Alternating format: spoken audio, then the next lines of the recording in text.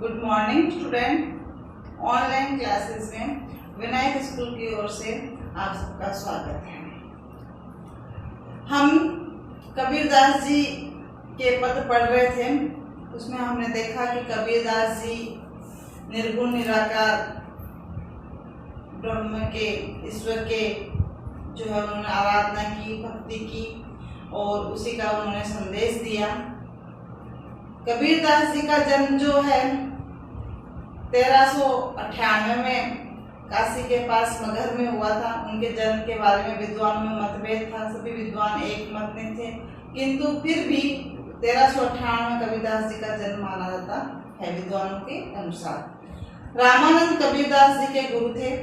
कबीरदास जी ने छुआछूत, भेदभाव, अंधविश्वास आदि का विरोध किया था, प्रथा प्रथा, बाल विवाह वगैरह का, और हिंदू मुस्लिम की एकता पे उन्होंने बल दिया था।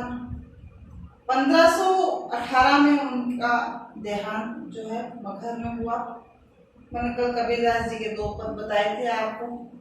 उसमें पहला पद था, सदगुरु की महिमा अनंत, अनंत किया उपकार, लोचन अनंत उघाड़िया, अनंत दिखावन हार। यहाँ पे गुरु की महिमा का बखान किया गया है कि गुरु की महिमा का अगर हम वर्णन करें तो अनंत है, और उन्होंने हमारे ऊपर इतने उपकार किए, अनंत उपकार किए हैं जिसकी कोई सीमा नहीं है, और उनका बखान भी हम करें तो अनंत है, वर्णन नहीं किया जा सकता है। क्यों कर रहे हैं उनका इतना वर्णन? क्योंकि उन्होंने हमारे अंधकार रूपी लोचन को उखाड़ कर और ज्ञान रूपी प्रकाश दिया है, और अज्ञान रूपी प्रकाश से हम अनंत दिखावन हार, हम जो है दूर दूर तक जो है ईश्वर को देख सकते हैं। ईश्वर का स्मरण की महत्ता का जो है और हमारा ध्यान आकर्षित किया कबीरदास जी ने। हृदय में स्थित ज्ञान के नेत्र उन्होंने हमारे जो खोल दिए अंधकार रूपी अज्ञानता को दूर कर कर उसको अनंत अमर परमात्मा के दर्शन होते हैं। उसके बाद दूसरा जो हमारा पद था वो था, भगति भजन हरि नाम है, दूजा दुख अपार, मनसा वाचा कर्मणा कबीर सुमिरन सार। ईश्वर की भक्ति ही हमें संसार रूपी जो भवसागर से ये हरि स्मरण ही नाव ही हमें पार उतार सकती है। और तो सब हमें दुख देने वाले हैं, लेकिन ईश्वर का स्मरण से हमें सुख की प्राप्ति होती है। सभी कर्मों का सार तत्व नाम स्मरण ही है। संसार के सभी काम तो मनुष्य को अपार दुख देने वाले होते हैं। आज हमारा जो पद है, तीसरा पद वह पोथी पटी पटी जगमुआ।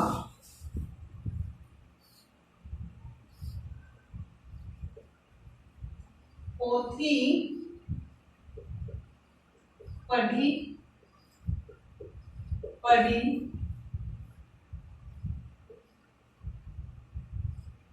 जगमुआ। पोथी पढ़ी पढ़ी जगमुआ, पंडित भैया न कोई।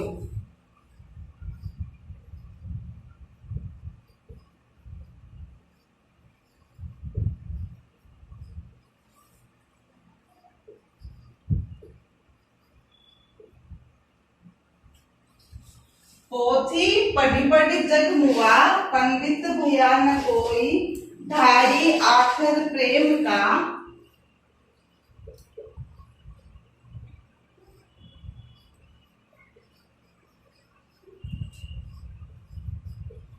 प्रेम का पढ़े सो पंडित होई। पढ़े सो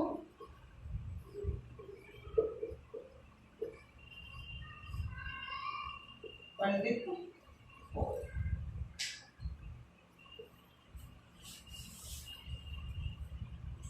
इसमें कबीरदास जी ने प्रेम को ईश्वर की भक्ति का सच्चा मार्ग बताया है। तो कबीरदास जी ने कहा है कि पुस्तकें पढ़ने से सच्चा ज्ञान नहीं मिलता है। पोथी, पोथी यानी पुस्तक।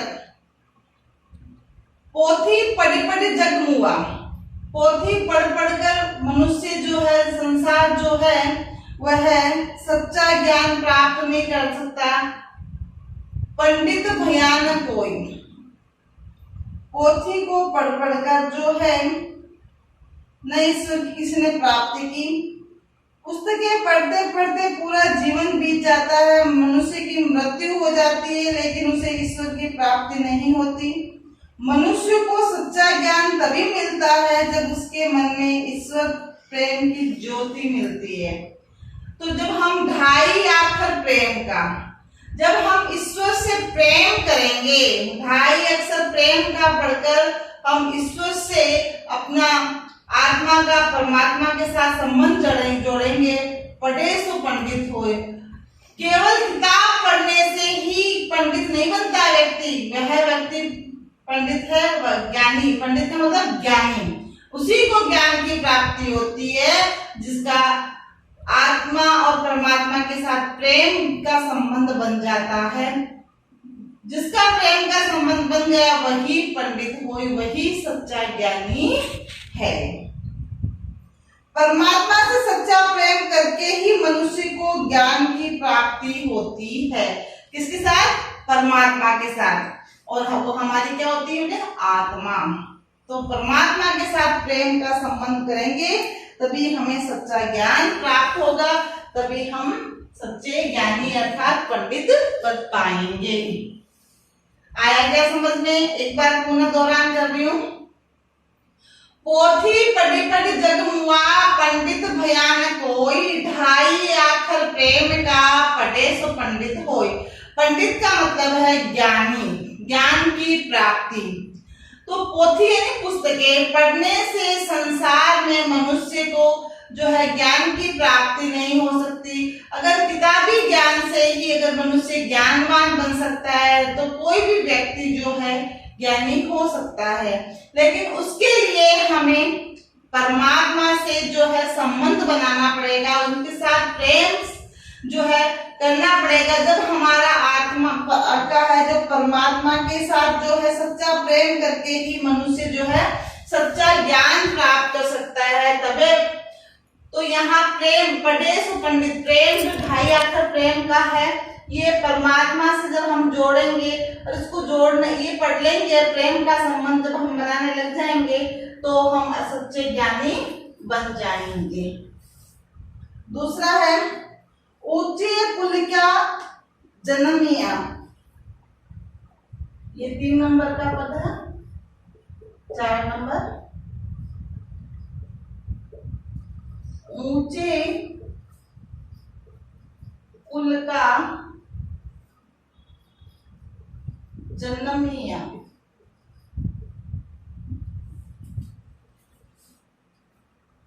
जे करणी ऊंच न होय, जे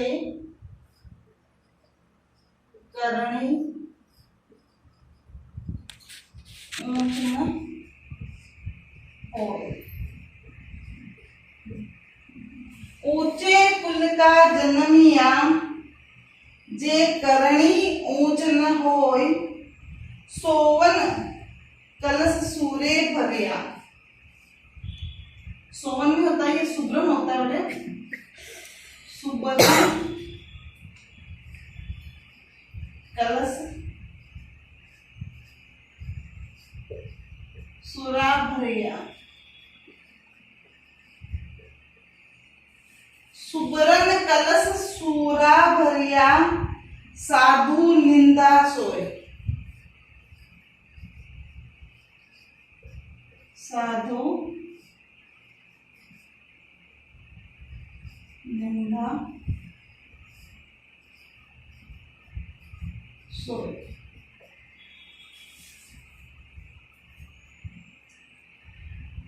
इस पद में कबीरदास जी ने बहुत अच्छा वर्णन किया है।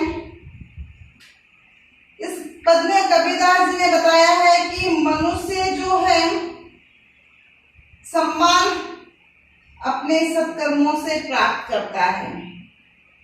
ऊंचे कुल का जन्मिया, ऊंचे कुल में जन्म लेने मात्र से व्यक्ति ऊंचा नहीं बन सकता। जे करणी ऊंच न हो, जब तक उसके कर्म श्रेष्ठ नहीं होंगे। करणी यानी कर्म। व्यक्ति अपने कर्मों से अपना ऊंचा पद प्राप्त करता है, न कि ऊंचे कुल में जन्म लेने से। सुब्रण कलश, सुब्रण कलश का मतलब होता है सोने का कलश। क्या होता है? स्वर्ण जो होता है सोने का कलश।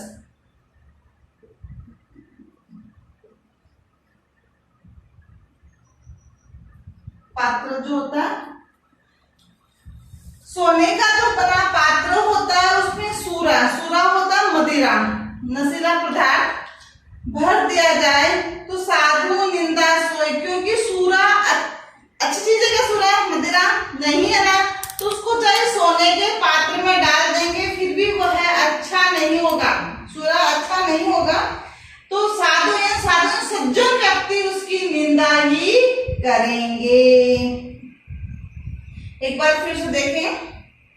कवि कहता है कि मनुष्य को सम्मान उसके सत्कर्मों से मिलता है, ऊंचे कुल में पैदा होने से नहीं।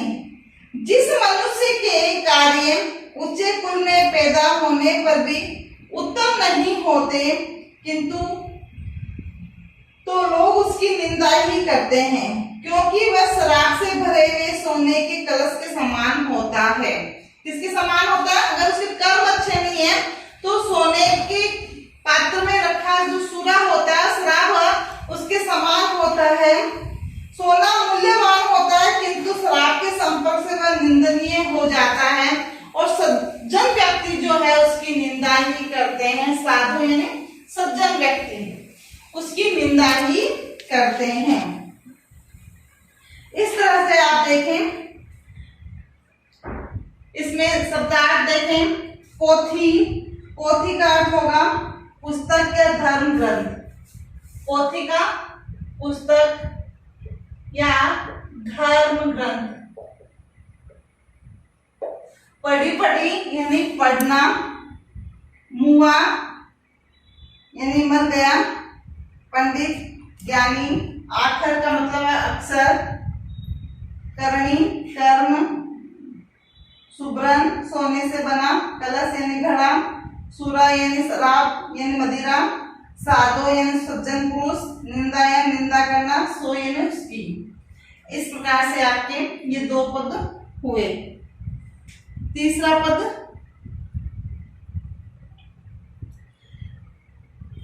तीसरा पद है ऐसी बानी बोलिए मन का आपा खोई, औरन को शीतल करे आपे शीतल होय। ऐसी ऐसी बानी बोलिए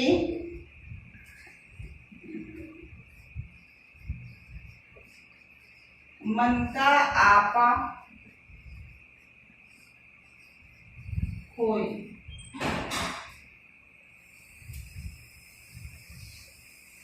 ऐसी बानी बोलिए मन का आपा खोई, औरन को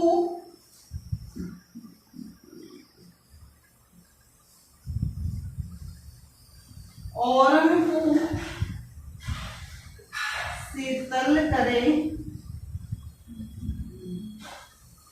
औरन को शीतल करे आपे शीतल होए।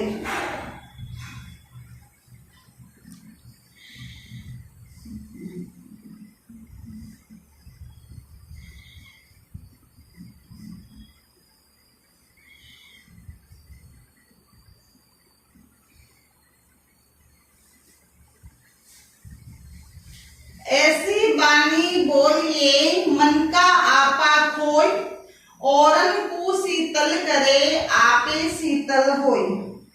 कबीरदास जी का ये भी बहुत अच्छा पद है और 6th क्लास से लगभग आ रहा है, सभी को आता भी है, लेकिन फिर भी हम इसमें कवि कहता है कि मनुष्य को मृदु भाषी होना चाहिए। कैसा होना चाहिए?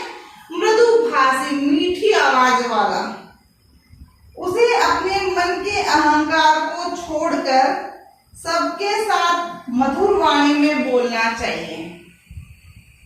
मधुर बोलने से उसका मन भी प्रसन्न होता है और सुनने वाले को भी सुख और शांति मिलती है। समझ में आया क्या? एक बार फिर से, ऐसी बानी बोलिए मन का आपा कोई, और उनको शीतल करे आपे शीतल होय। कबीरदास जी इसमें कहते हैं कि मनुष्य को मृदुभाषी होना चाहिए, मीठी वाणी वाला होना चाहिए। उसे अपने अहंकार को छोड़कर सबके साथ मधुर वाणी में बोलना चाहिए। मधुर वाणी बोलने से उसका मन भी प्रसन्न होता है और सुनने वाले को भी सुख और शांति की प्राप्ति होती है, उसे शीतलता प्राप्त होती है। इस प्रकार से आज हमने कबीरदास जी के 3 पद जो है पढ़े हैं। अब मैं आपको इन 3 पद से जो है प्रश्न दूंगी। इन 3 पद से जो प्रश्न हमारे गृह कार्य में बनते हैं वह आपको करने हैं।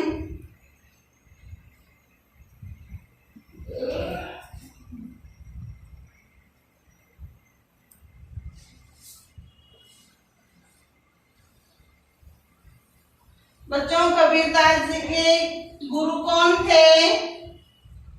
किसके शिष्य थे कबीरदास जी? रामानंद के शिष्य थे। उनके गुरु कौन थे? रामानंद। अच्छा, कबीरदास जी का जन्म कब हुआ? जन्म 1398 ईस्वी में काशी के मगध में हुआ था। देहांत 1518 ईस्वी में, और गुरु हो गए इनके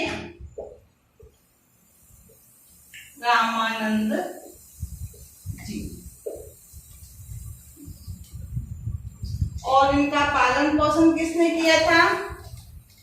जुलाहा परिवार के नीरू और नीमा ने इनका जो है पालन पोषण किया। और ये काशी के लहलाता तालाब के किनारे उन्हें एक कमल के पत्ते में बैठे हुए सोए हुए प्राप्त हुए। ग्रह कार्य। अपना पहला प्रश्न है, देखो, कबीर के अनुसार गुरु ने क्या उपकार किया? कबीर के अनुसार गुरु ने क्या उपकार किया? प्रश्न संख्या 1। अब है प्रश्न संख्या 2।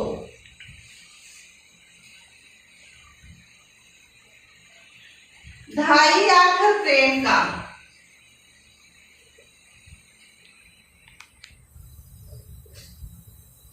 आखर प्रेम का के अनुसार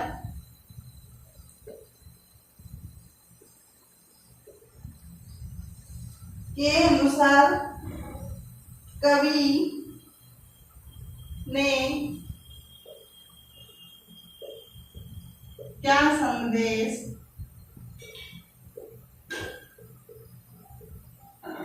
दिया? प्रश्न संख्या 3।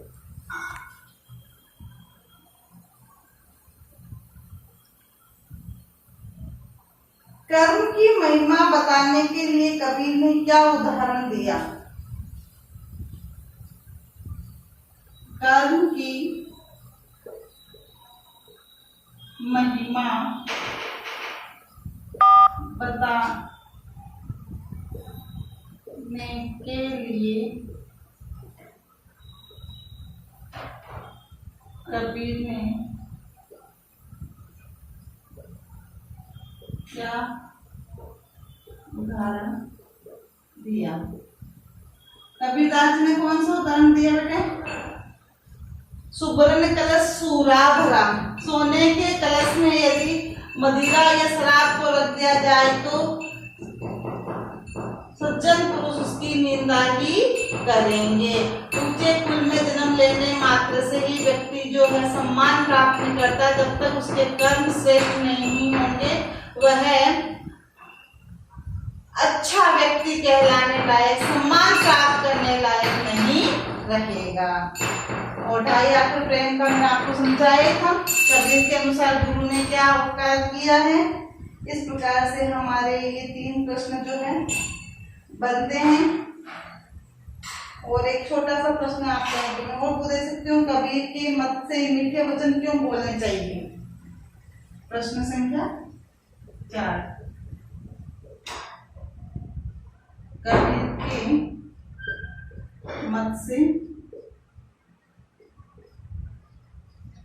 मीठे वचन क्यों बोलने चाहिए? ये 4 प्रश्न आपको अपने अभ्यास पुस्तिका में करना है। Thank you.